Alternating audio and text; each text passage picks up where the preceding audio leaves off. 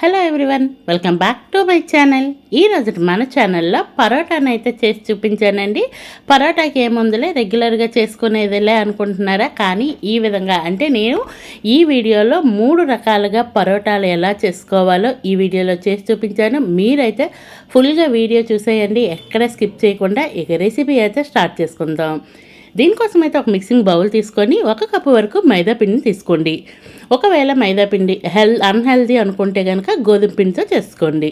అలాగే ఇందులోనే 1 స్పూన్ వరకు పంచదార పొడిని వేసుకోండి. అలాగే రుచికి తగ్గ ఉప్పుని వేసుకోండి. 2 స్పూన్ల వరకు నూనెని వేసుకొని అలాగే ఇందులోనే 1 స్పూన్ వరకు సుజీ రవ్వ అండి, ఉప్మా చేసుకుంటాం కదా, ఆ రవ్వను వేసుకోండి. ఆ రవ్వను వేసుకోవడం వల్ల పరోటా లేయర్గా వస్తుంది. అలాగే క్రిస్పీగా కూడా ఉంటుంది, చాలా రుచిగా ఉంటుంది. ఇలా రవ్వ వేసుకున్నాక మొత్తం అంతా బాగా కలిసే విధంగా కలుపుకోండి. అంతా కలుపుకున్న తర్వాత కొంచెం నీళ్ళని వేసుకొని నేను వీడియోలో చూపిస్తూ ఉంటానండి. ఈ విధంగా అయితే పిండిని బాగా కలుపుకోండి. కాస్త మెత్తగానే కలుపుకోవాలి, మరీ గట్టిగా కలుపుకోకూడదు. ఇలా కలుపుకున్న పిండి పైన 1 స్పూన్ వరకు నూనెని వేసుకోండి. నూనెను వేసేసి మొత్తం అదంతా పిండి అంతటికి పట్టేలాగా స్ప్రెడ్ చేసుకున్న తర్వాత మూత పెట్టేసి ఒక పావు గంట సేపు పక్కన పెట్టేస్తే పిండి అనేది బాగా నాని ఉంటుంది. ఇలా పావు గంట తర్వాత చూస్తే పిండి బాగా నాని ఉందండి. ఇలా నాని ఉన్న పిండిని అదే నూనెతో బాగా కలిపేసుకోండి. పిండి బాగా కలుపుకున్న తర్వాత కాస్త పెద్ద పరోటాలు కావాలంటే కాస్త పెద్ద సైజు బాల్లా తీసుకోండి పిండిని. లేదు కాస్త చిన్నవి కావాలి అనుకుంటే చిన్న ఉండలు అయితే తీసుకోండి. అలా ఉండలు చేసుకొని దీన్ని పొడిపిండి జల్లుకుంటూ, లేదంటే ఆయిల్ వేసుకుంటూ, పొడిపిండి మాకు ఇష్టం లేదు అనుకుంటే ఆయిల్ వేసుకొని కూడా రోల్ చేసుకోవచ్చు. నేను ఇక్కడ పొడిపిండి వేసుకొని రోల్ చేసుకుంటున్నాను. దీనిని పల్చగా రోల్ చేసుకోవాలి. నేను వీడియోలో చూపిస్తున్నాను చూడండి, ఈ విధంగా రోల్ చేసుకోవాలి. దీనికి ఏమీ షేప్ కరెక్ట్గా రావాలని ఏం లేదండి, షేప్ అవుట్ అయినా కానీ పర్వాలేదు. అలా చపాతీ చేసుకుంటున్నాం కదా, చపాతీ చేసుకున్న దానిపైన ఆయిల్ స్ప్రెడ్ చేసేయండి. అలాగే పైనుంచి అయితే కాస్తంత పొడిపిండిని జల్లుకోండి. పొడిపిండిని జల్లుకునే క్లిప్ మిస్ అయిపోయింది. అలా పొడిపిండిని జల్లుకున్న తర్వాత పిజ్జా కట్టర్ కానీ లేదంటే చాక్తో కానీ ఇలా సన్నగా స్ట్రిప్స్ లాగా అయితే చిన్నగా కట్ చేసుకోండి. మొత్తం చపాతీ అంతా ఇదే విధంగా కట్ చేసుకోవాలి. నేను వీడియోలో చూపిస్తూ ఉన్నాను చూడండి, అదే విధంగా. అలాగే ఈలోపైతే మీకు చిన్న రిక్వెస్ట్ అండి, మన ఛానల్ ఎంతవరకు ఎవరైనా సబ్స్క్రైబ్ చేయకుండా చూస్తే ప్లీజ్ అండి సబ్స్క్రైబ్ చేయండి. వీడియో నచ్చితే లైక్ చేయండి. మీ ఫ్రెండ్స్ అండ్ ఫ్యామిలీ మెంబర్స్కి ఖచ్చితంగా షేర్ చేయండి, వాళ్ళకి కూడా చాలా బాగా నచ్చుతుంది.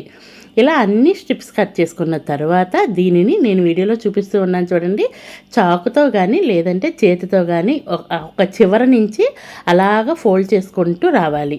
ఒకదానిపైన ఒకటి వచ్చే విధంగా ఇలా ఫోల్డ్ చేసుకోవాలి. లేదు ఇలా చాకుతో మాకు రాదు అనుకుంటే నేను చేతితో కూడా చూపిస్తాను, ఆ విధంగా అయితే ఫోల్డ్ చేసుకోండి. మొత్తం ఇదంతా ఫోల్డ్ చేసుకున్న తర్వాత దీనిని ఇలా కాస్తంత సాగదీసినట్టు ఇలా కాస్త స్ప్రెడ్ చేయండి.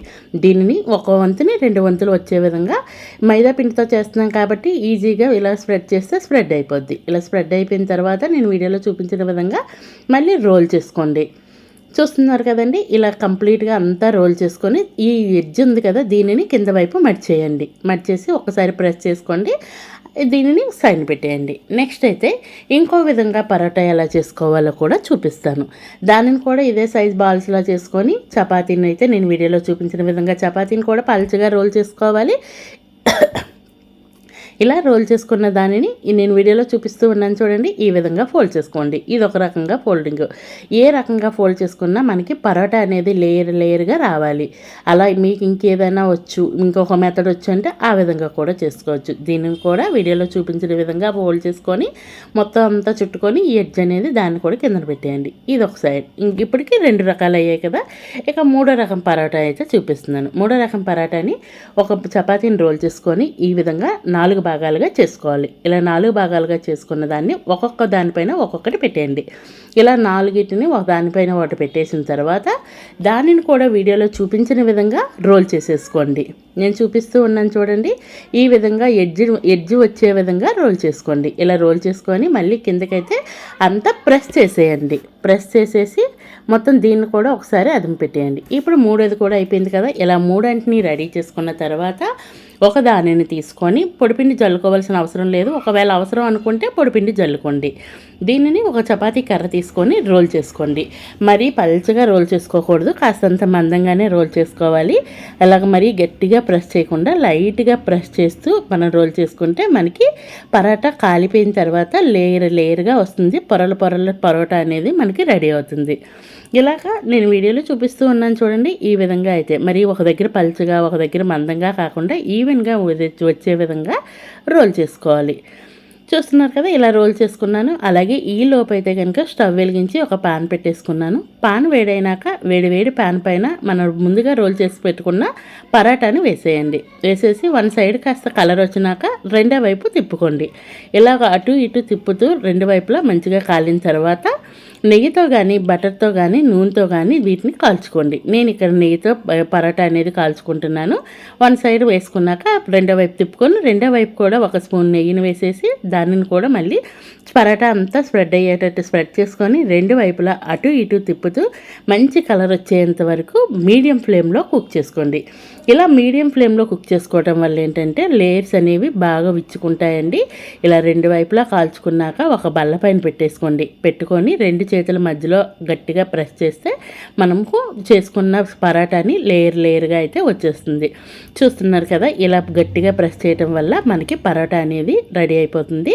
కానీ ఈ ప్రాసెస్ అంతా వేడిగా ఉన్నప్పుడే చేసుకోవాలి. ఫైనల్లీ మన పరాటా రెసిపీ అయితే రెడీ అయిపోయింది. Ready to eat. Thank you for watching. Please do subscribe to my channel. Subscribe.